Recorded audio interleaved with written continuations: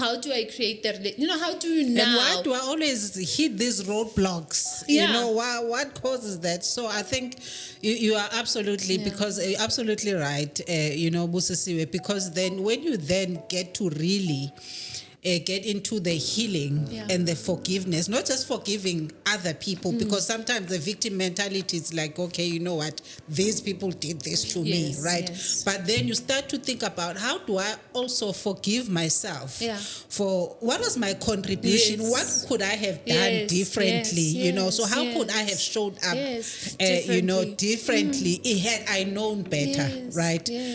So I think then that's I think that's a sweet spot, if I can call it that, because then once you get over that, and then you get into your full self.